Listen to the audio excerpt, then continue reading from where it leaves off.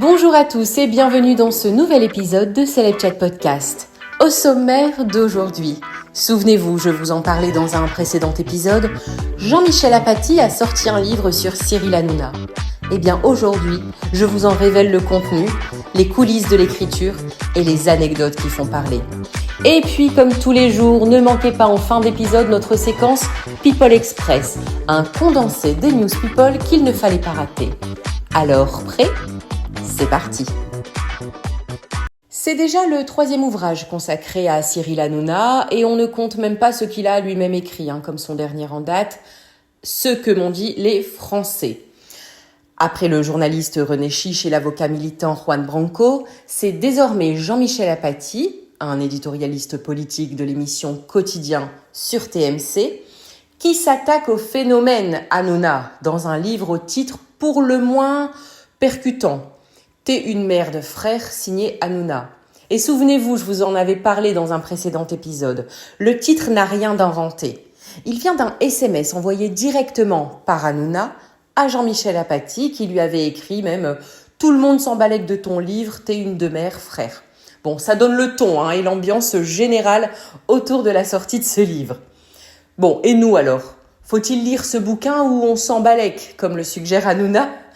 Eh bien, croyez-moi, Jean-Michel Apathy promet qu'il ne s'agit pas d'un règlement de compte, pas de révélation croustillante ou pas de dossier secret, mais le journaliste livre tout de même 280 pages bien remplies, avec un objectif clair et plutôt intéressant. Décrypter le phénomène Hanouna et son impact sur notre société. Il dit même « J'ai voulu raconter comment la télé trumpiste a débarqué en France et ce que cela dit de notre époque ». Jean-Michel Apathy retrace l'ascension de celui qui a révolutionné tout de même le talk-show français. Il revient sur ses débuts, façonnés par la télévision et nourris de provocations, comme cette anecdote à Venise où un jeune Hanouna aurait poussé quelqu'un dans un canal, sans conséquence. Apathy y voit une clé de lecture.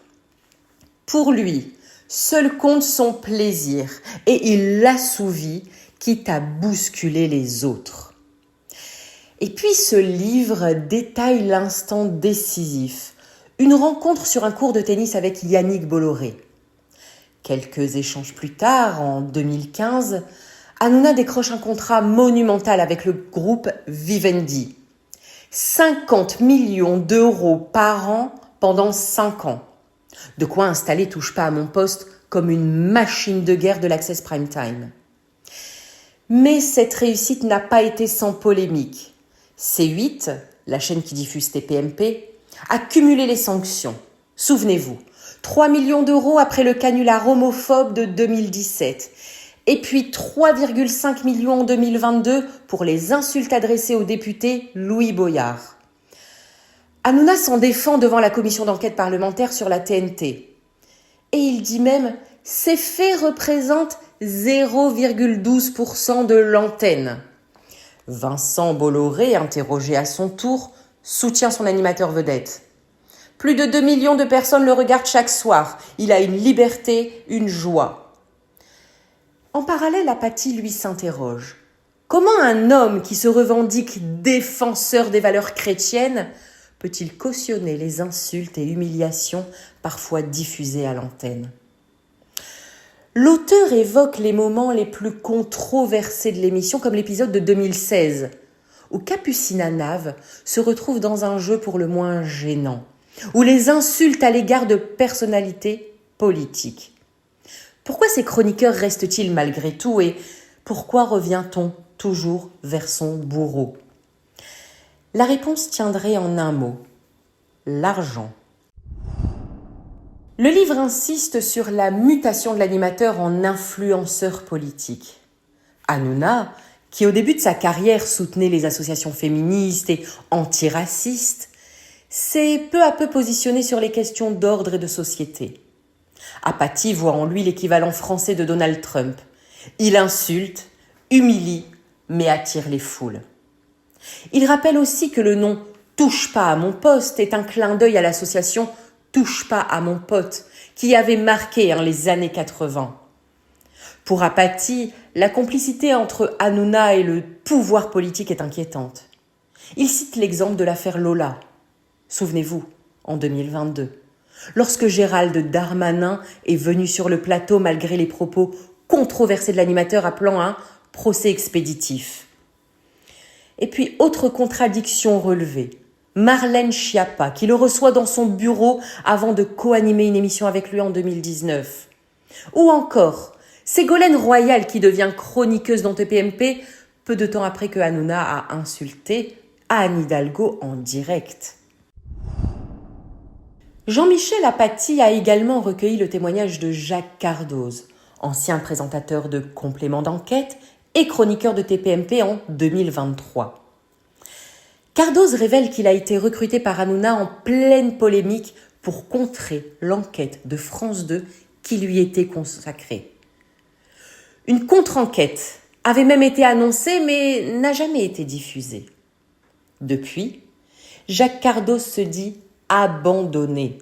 Il explique avoir tout quitté, y compris son poste de directeur de la communication de l'Olympique de Marseille, pour rejoindre l'équipe de TPMP, sur la promesse d'un engagement solide. Aujourd'hui, il confie que Hanouna ne répond plus à ses messages ni à ses appels. Et Apathy y voit là la preuve d'un système fermé, où l'animateur contrôle étroitement son image et ce qui se dit sur lui. Il organise le silence autour de lui. Depuis son transfert sur le groupe M6, où il anime Tout beau tout neuf sur W9 et officie sur RTL2, Hanouna semble avoir rangé ses ambitions politiques. La direction du groupe lui aurait clairement demandé du divertissement, rien que du divertissement. Et si dérapage il y a, c'est désormais à la société de production H2O de régler l'addition auprès de l'Arcom. Et maintenant, place à notre séquence People Express. On fait le tour des infos croustillantes et insolites du monde des célébrités. Depuis janvier, Vincent Lagaffe a relancé le Big Deal sur RMC Story. Les premiers numéros ont rassemblé près de 2 millions de nostalgiques, mais les audiences ont ensuite chuté à 300 000. Cet été, il a tourné une 40aine d'épisodes d'affilée, un rythme infernal qui l'a épuisé au point de nécessiter des examens médicaux. À 65 ans, même un pro de la télé doit parfois lever le pied. L'influenceur Jérém Star a été arrêté après avoir perturbé une corrida à Nîmes avec un tissu la corrida. 2 nuits en garde à vue et il ressort libre, mais devra répondre devant le tribunal avec ses 2 amis. Sur ses réseaux, il a affirmé sa fierté. Ces nuits en cellule ne valent rien comparé à ce que subissent les taureaux. Une action militante qui a fait le buzz et reçu le soutien de plusieurs associations. Le tournage de Spider-Man a été interrompu à Glasgow. Tom Holland s'est blessé lors d'une cascade et a été hospitalisé pour une légère commotion. Bonne nouvelle, personne d'autre n'a été touché, mais le comédien va devoir faire une pause par précaution.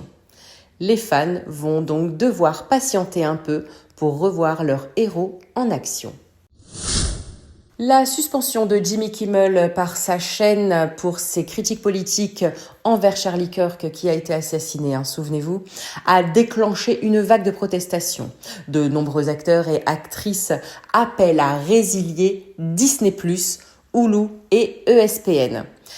Sur les réseaux, les internautes suivent massivement, annulant abonnements et voyages liés au groupe. Le boycott prend de l'ampleur et Disney, la maison mère, est sous pression. Et voilà, Celeb Chat Podcast, c'est fini pour aujourd'hui. N'hésitez pas à me rejoindre sur Instagram, Celeb Chat Podcast, pour suivre en direct toute l'actualité de vos people préférés.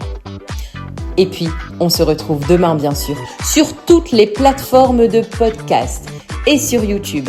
N'oubliez pas, Celeb Chat Podcast, c'est le seul podcast français qui vous offre un épisode par jour de News People. Alors à demain, bien sûr. Allez, ciao, ciao.